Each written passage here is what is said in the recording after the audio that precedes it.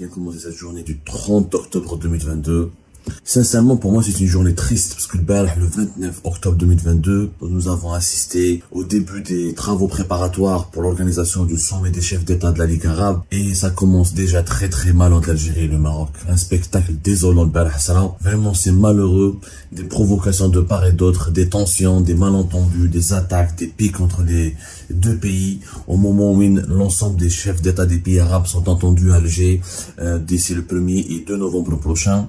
Il y avait donc au Centre international des conférences à Club des Pins à Alger, le prestigieux Centre international des conférences. Il y avait une conférence préparatoire organisée par les ministres des Affaires étrangères des pays membres de la Ligue arabe. Il y avait le secrétaire général de la Ligue arabe, l'Égyptien Ahmed Aboulghaïd, qui a présidé cette cérémonie. La délégation marocaine était là, représentée, conduite par Nasser Bourita. Et depuis le début de la journée d'hier, le 29 octobre 2022, il n'y a eu que des problèmes entre l'Algérie et le Maroc.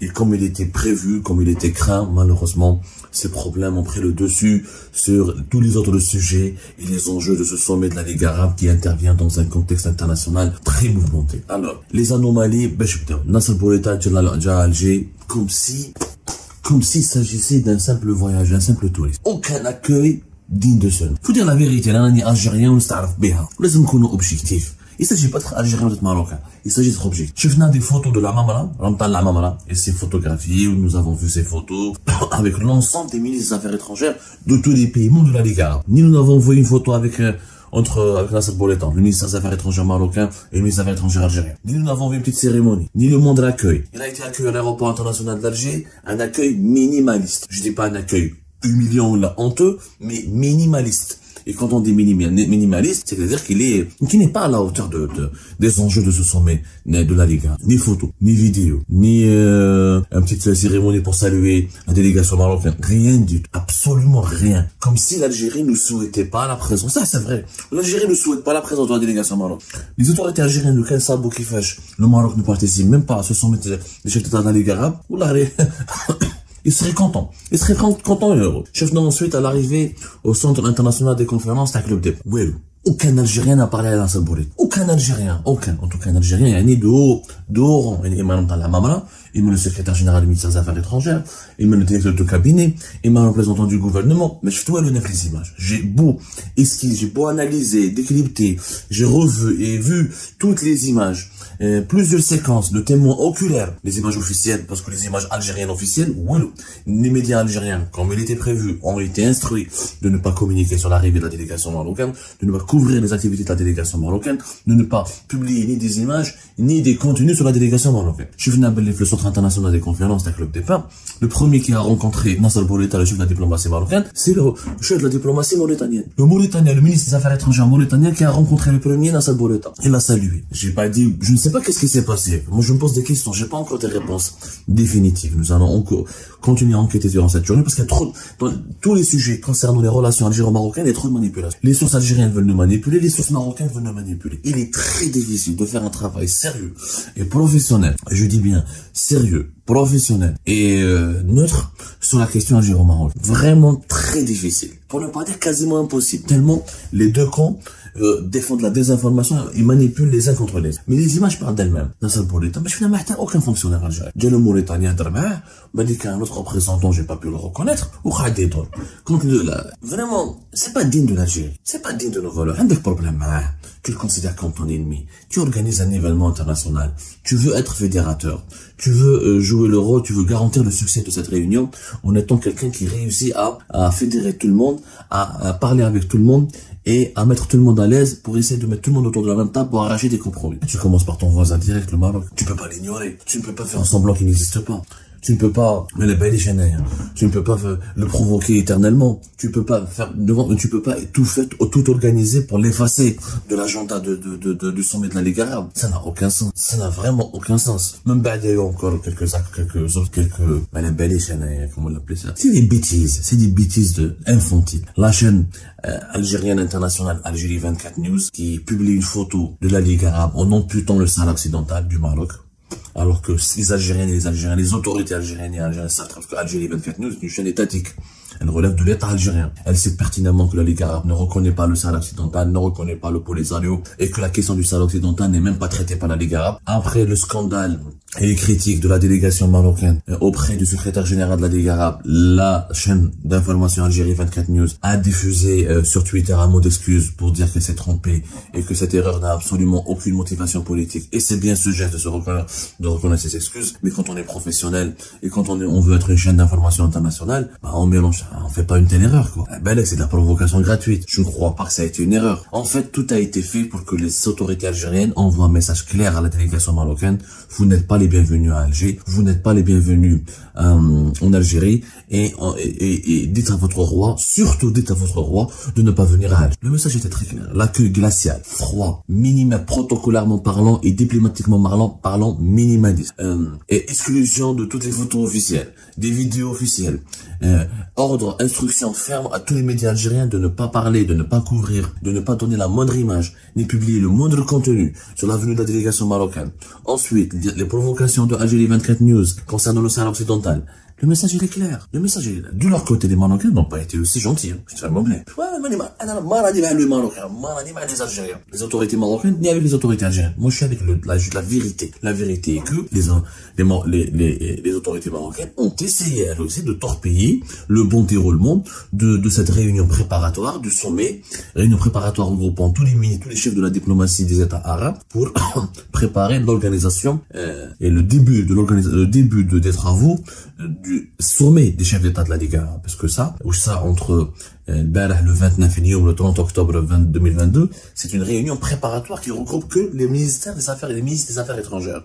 À partir du 1er et du 2 novembre, ce sont les chefs d'État qui sont censés donner le coup d'envoi du sommet et de parler ouvertement de tous les sujets qui fâchent ou de tous les dossiers qu'il faut traiter. Mais entre chefs d'État, le chef de la délégation marocaine qui a fait de la provocation en voulant imposer à Al Mamra, qui a co-présidé avec le secrétaire général de la Ligue arabe cette réunion, à Boulred, un sujet ou une question relative au soutien de l'Iran au Polisario ou l'implication de l'Iran au Maghreb. Occasion, on sait tous que l'Iran peut-être soutient le Polisario politiquement ou mais de façon peut-être de manière très symbolique, mais l'Iran n'a absolument aucun rôle à jouer au Maghreb. Voilà, faut arrêter avec cette propagande. L'Algérie n'est pas une colonie iranienne. L'Iran a un pouvoir une influence très limitée en Algérie. Les autorités algériennes se méfient énormément des Iraniens et du lobbying iranien et du lobbying chiite. Et la petite communauté chiite en Algérie, elle est très surveillée. Elle est même des fois réprimée. Je viens de faire un moment. Il y a des chiites qui ont fait de la prison en Algérie. Tu risques la prison en Algérie si tu essaies de faire du lobbying chiite. Donc c'est vraiment, c'est des Marocains qui ont voulu provoquer. Cette réunion, je fais des articles, une campagne de presse qui a été lancée au Maroc pour faire croire à l'opinion publique internationale que le Polisario serait invité aux travaux de ce sommet de la Ligue arabe, ce qui est complètement faux, parce que le Polisario n'est pas reconnu et n'est pas membre des instances de la Ligue arabe. Aucun pays arabe important ne veut traiter avec le Polisario. Et donc, un diplomate algérien a apporté un démenti. C'était l'ambassade d'Algérie, l'ambassadeur d'Algérie auprès de l'ONU. Al-Arbaoui, si je me trompe pas, laissez-moi. Mais c'est malheureux, malheureux. Sincèrement, c'était malheureux. Franchement, voilà. Nadel Al-Arbaoui, qui est le représentant permanent de l'Algérie auprès de l'ONU, qui a démenti catégoriquement toute relation entre le Polisario et l'organisation de ce sommet des chefs d'État de la Ligue arabe. Comme la journée, je fais un communiqué du ministère des Affaires étrangères algérien. Alors, il y a un communiqué ensuite violent. C'est pas un communiqué, d'ailleurs bizarre, c'est pas un communiqué du ministère des Affaires étrangères. Alors, une source diplomatique,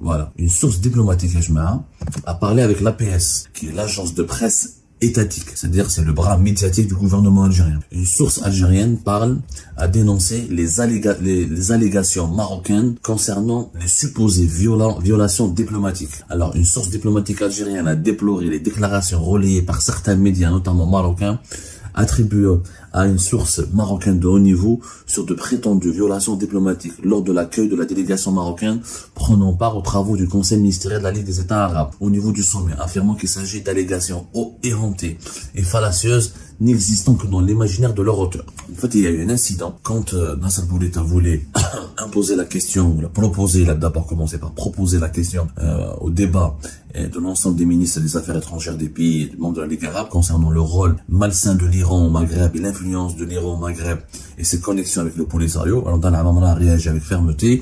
Il aurait, selon des sources que j'ai pu contacter, qui étaient présents lors de cette scène, il aurait refusé de donner la parole à Nasser Bouletta, il aurait refusé d'inscrire cette proposition à l'ordre du jour, il l'a ignoré.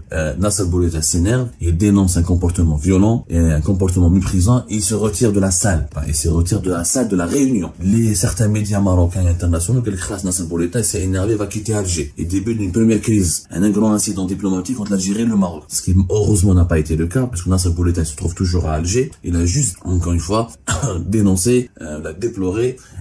Il a quitté les salles de réunion pour protester contre son homologue, contre le comportement, les brimades de son comportement, ce qu'il qualifie lui-même comme brimade de son comportement de Amtal Amamra, son homologue algérien. Voilà ce qui s'est passé. Kibret l'affaire, ou les allégations, ou les médias marocains, ou les médias algériens. Tout le monde veut mettre de l'huile sur le feu. Tout le monde veut jeter de l'huile sur le feu, ce qui est malheureux. Bon, dans ce communiqué déguisé, cette source diplomatique dit à l'APS que tout est faux, que aucune violence n'a été commise à l'encontre de la délégation marocaine. Le ministre marocain lui-même a tenu lors de son intervention aux travaux de la réunion ministérielle à remercier pour l'Algérie pour l'accueil et l'hospitalité.